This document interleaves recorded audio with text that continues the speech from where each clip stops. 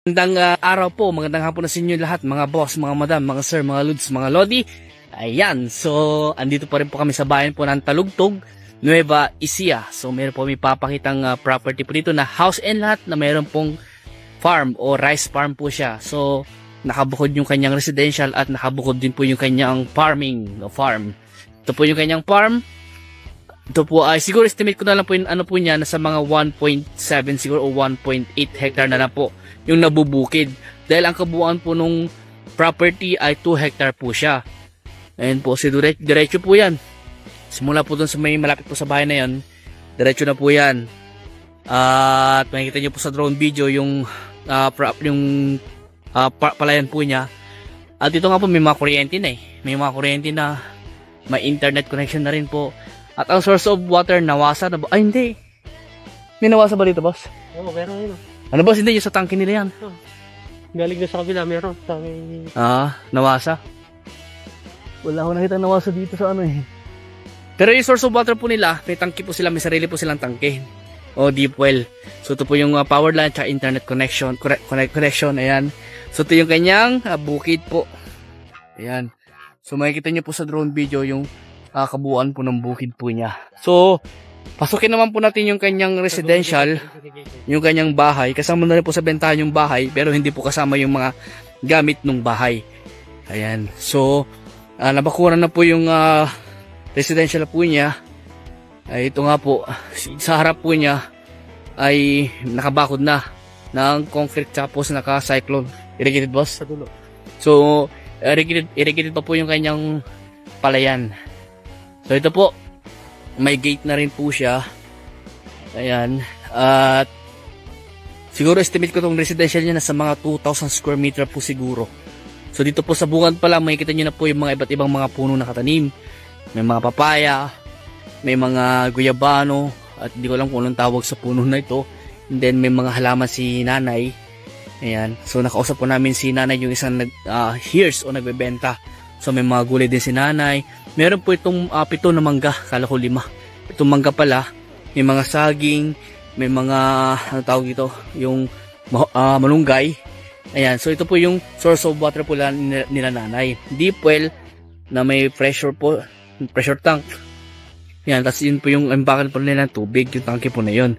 So dito nga po, ito na po yung bahay na binibenta niya, kasama po yung mga source po namin sa property. So ang presyo po ng property nito ay 6.5 million. Negotiable pa naman daw po. At sabi po ni nanay, si nanay po siya po yung isa sa nagbebenta po. Sabi po niya, tinanong ko nga po yung obligasyon po nila. Sabi naman po, pag-usapan nyo na lang daw po kung sino yung makakabili, yung mga obligasyon po ng bawat isa. So pag-uusapan na lang daw. Ayan. So, nay, okay lang po ba mapasok namin yung bahay? Po, para may pakita po namin yung loob ng bahay. Sige po. Bas pa okay na. So tara po, pasukin po natin. So dito po lang sa bungad, dito po yung pintuan nila nanay, main door, tapos yung screen door po nila, at yung naman tayo, okay lang po nay. So naka-sliding window, tapos ang tawag dito boss na ano? Picture mo natin, pasok po niya. Ayan. Picture po ba? So tara po, pasukin po natin. At ang ganda ng bahay nila nanay. Hello po tay, okay lang po i-video namin? Okay po, so tawag bubida na. Maganda yung bubida, puting-puti yung ano na mayroon lining na dilaw na kulay. So ganda po, ganda ng kortina nila nanay. So yan si tatay po nanonood. Hello po. At naka na rin sila yung stainless na sa ano. At yan, laki ng TV nila nanay, tatay. Yan. So dito po yung kitchen po nila. Ayan. Ito yung kitchen po nila nanay. Unay ko muna dito nay, tsaka susunod yung kwarto nay. So ito yung kitchen nila nanay, dami oh. Kompleto sila ng ng tawag dito, ng stock nila. Kasi malayo. Nasa mga 4 o 5 kilometro siguro sa palengke. Mga ganon. Ayan. So, ito po yung yung lababo nila nanay. Ayan. So, hindi po kasama yung mga gamit na yun. Oh. Hindi po makasama. Kaya sabi nga ng nanay, kung kasama yung sa bentahan yung mga gamit, bibili na naman daw siya ng bago. Opo. So, uwi na kami ng Subic pagka nabili nila. Saan kayo uwi, nay? Subic. Bakit yung binibenta, nay?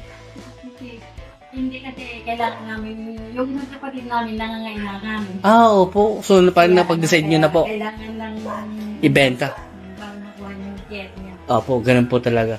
So, ito kasing property nila nanay, extrajudicial po ito. So, lahat po ng mga heirs ay nag-decide na po silang ibenta kasi yung isang kapatid nga daw po nila ay nangangailangan. Ayan. So, ito isang kwarto? Oo, may CR dyan. Saan ba? Na ano to, parang ano lang, Opo. sa kusina. Sa kusina. Kwarto yung sa kusina. Yung may architecture pa. Opo. So, opo, Nay. So, unahin natin yung, Nay, sa ano, isunod natin yung ano, yung inyong mga kwarto, and then susunod ko yung sa likod nyo. So, ilan yung kwarto, Nay? Dalawa? Tatlo? Ito lang dalawa. Dalawa. Ito CR. CR po, yan. Opo. So, unahin ko po dito. So, ito po yung unang kwarto. Ayan, ano na rin po, nakabubid na. Maglalagay. May aircon ba, Nay? Wala. Dito sa kabila. May aircon dito. Pwede palagyan naman po sa sakali. Opo, yan o, may kama dito. Maluwag yung kwarto niya. Ayan. O, ganda. Na ilan yung sukat ng bahay? Ilan yung sukat ng bahay dyan?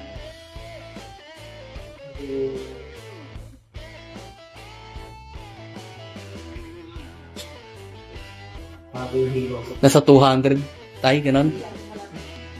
Square meter? Apo. Wala naman siguro. Mga 100 square meter, ganun po siguro. Mahigit. Mahigit 100 square meter. So, mga higit 100 square meter daw po yung kabuuan ng bahay. So, ito pangalawang kwarto po. Ayan, may lalagyan na po ng aircon. Sa akin po may aircon sila nanay. Pero tatanggalin yan pag nabenta. Dito sa loob ng ito yung namin na Main na kwarto. Ito yung may CR din. May CR din po. Oo. Ayan. Ayan. May CR po. din. Naka-tiles. Ayan, may lababo. Ayan po. Tapos, ayun na, may shower pa sila nanay. Ayan. So, maluwang din po yung CR po niya. Medyo. Opo. Sakto lang po sa isang tamaligo. Opo, Nay. So, ito naman po yung CR sa may bandang kabila. So, ganun din po. Ganun din po kalawang. Parehas lang din po yung design. Oo, parehas. Ayan po. Iba lang yung tiles. Opo. So, ayan. So, punta naman po natin mga boss yung sa likod nila nanay. Dito na dadaan na. Tara po sa likod. Saan yung kasama ko? Dito na ako na dadaan. Ayan. So, ayan mga boss, punta naman natin yung likod ng bahay nila nanay. Ayan, ito po nga po yung tangke ng tubig po nila. Ayan po, naka-breast tank. Maganda pong tangke po yan para sa tubig, matibay. Ayan po. So, andito naman po yung mamanggahan nila nanay. So, ang sabi nila nanay, nasa 7 daw yung mangga. Nabilang Inalis ko na kasi yung iba. 1, 2, 3, 4, 5, 6, 7. 7 nga na, 7. 7. So, 7 yung mangga po nila nanay. Tapos yung mga kawayan ay kasama po yung mga kawayan. Kasama yung kawayan. Oo. Yun, ito lang dalawa. Opo, yung dalawang kawayan kasama daw po. Opo. So, ayan, ito po yung likod nila nanay. Maluwang yung likod po nila. At yun nga po yung dirty kitchen po nila nanay sa part na yan. Ayan po. Ayan yung tubig, yung ano, yung sa yung patubig Up. sa bukid. Tubig sa bukid na. Ano po kayo? Kuryente. So dito na kumukuha sila nanay ng patubig sa bukid po nila in case na walang ulan. Ngayon, dinawawalan niya. Ito po yung creek. Nakapag-second crop yun. So ito po yung creek nila na tabi ng property. So dito daw sila kumukuha ng patubig sa kanilang palayan. So, tignan niyo po, ang linis ng tubig. Malinaw.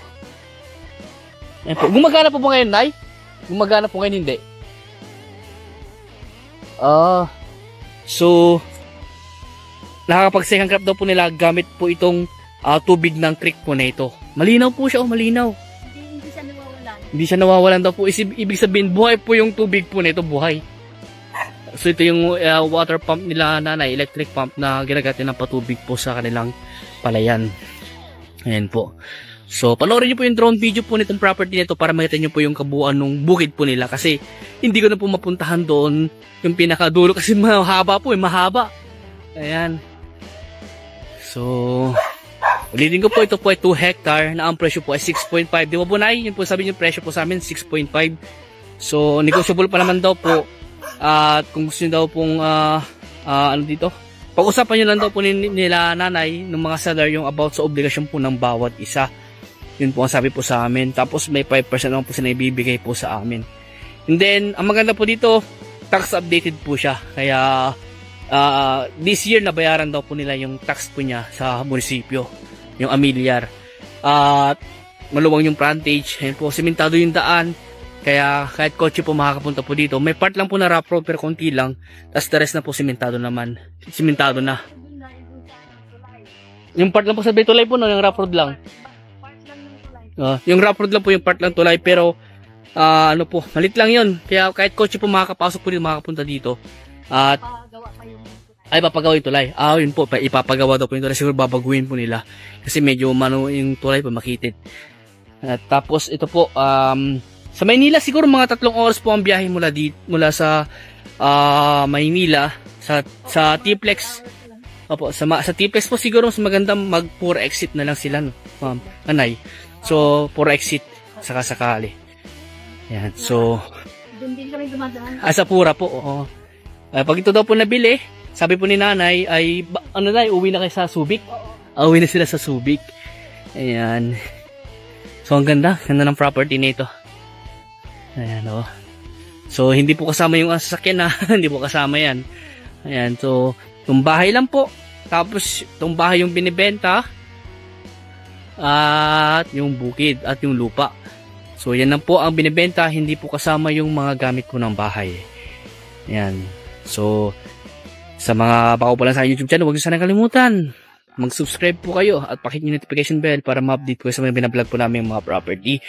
At papawal na rin po sa aking Facebook. Yan, i-upload ko rin po dito. So, ang ganda ng pipino. Ayan. So, sarap isaw-saw sa ano to. Sa subuka na may sili. Ayan, ganda na oh. Grabe, ganda ng property nila nanay. Sayang. So, maswerte po makakabili po nito. Ayan. So, hanggang dito po muna. At maraming salamat po sa inyo lahat. At God bless po.